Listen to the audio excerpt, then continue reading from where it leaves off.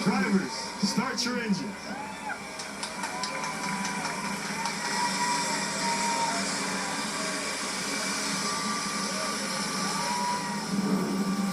Justin Fields giving the command. The engines have fired.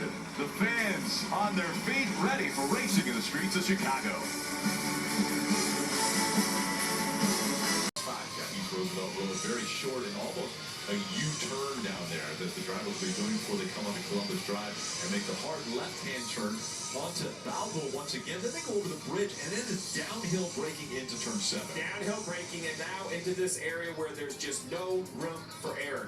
Michigan Ave to Congress Plaza, back to Michigan Ave, very narrow walls on both sides, a right-hander, turn 11, back over the bridge, another right-hander, 12 corners, 7 of which are 90-degree corners, and there you have it, 2.2 miles.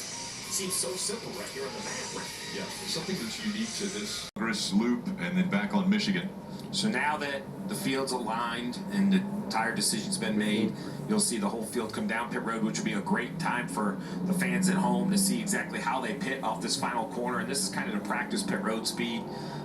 You mentioned it, pitting backwards, driver to the left, so he's going to be farther away from pit road wall. We see a lot of penalties. You can only drive through up to 3 pit boxes to get into yours when you think about parallel parking on the street, right? And something about the driver being on the left and the right side of the car, they sometimes have a little bit of trouble and hit a block. So this is the turn in. You're now on pit road. This is off the front bumper. The Coca-Cola Zero Sugar can for Denny Hamlin. And we're kind of rolling down right here. Another great look. And you see all the signs lit up. I mean, look how chaotic it can be. That's why this is kind of pit road speed, but also to get a great bearing of where your pit stall is on pit road. And a crew chief will call you into your stall. A lot of times spotters will... The cars on the racetrack are going to kind of want that same space. And you heard SVG get into it right there. Accelerate to catch up to time on turn 1 and turn 6, giving us a lot of the commotion that will take place right there on Columbus Drive. That's a great way to put it, Rick. Chaos and commotion. Michigan Avenue, where they will be greeted by the mayor, Jeff Burton, on the backside of the course. That we spoke to before the green flag, before this race got going, they talked about how narrow some of the racetrack parts are. Well, now if you slip a tire, and that's in the dry. If we get in the wet, because here in Chicago.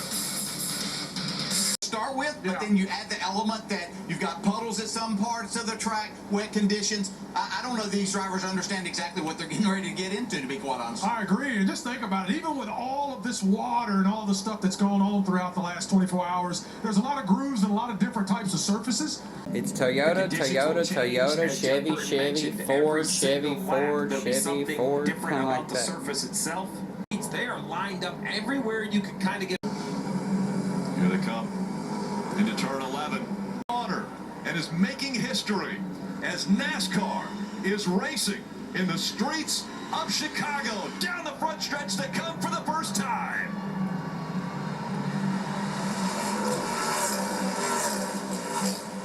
Here they come off the end of the front straightaway. Tyler Reddick in the 45, wasting no time. He's going to jump to the outside of Denny Hamlin. Hamlin slips off the corner. That'll give Tyler Reddick the advantage. Hamlin in the 11. Reddick in the 45. Surprisingly, side by side for the lead through 1, through 2, and up through Lakeshore Drive headed to turn 3. Denny Hamlin now giving up the position, battles back on the outside of Reddick. The problem is he won't be in position for turn 4. Very narrow. Will they sort it out? Threading a needle. Hamlin carrying a lot of speed. They somehow go through there too wide successfully. Now it's off from turn 5. Back down Columbus as you see the field continuing to file through nice and clean. Really quite shocking, Bags.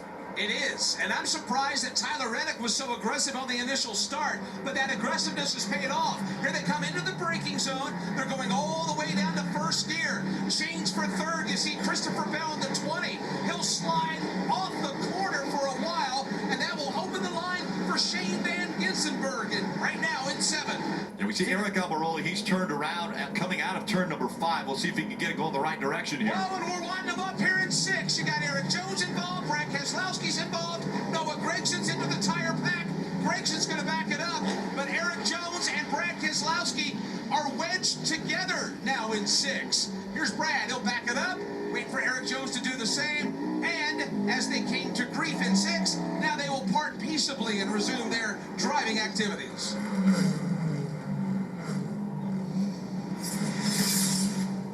Take another look at what happened here. That's Eric Almirola coming out of 5. A lot of bumps there. And that concrete, we've heard SVJ say that they could be a little slicker on that surface. And Eric Almirola learned it. Here's the pileup in turn 6. Yeah, it really starts with the 42 of Eric Jones in the 43, just in way too deep. Nowhere for the 6 to go, nowhere for the 42, The skidding. which is the teammate to that black 43 car in the bottom of the screen. Luckily, the yellow car kind of snuck through behind him there. And another Denny shot. Hamlin. Denny Hamlin, the pole sitter. Contact with the barrier. Denny Hamlin, that is turn 2. Right as you get ready to come down Lakeshore Drive. About and the Denny 14th now. Hamlin got a little bit too hot into 2.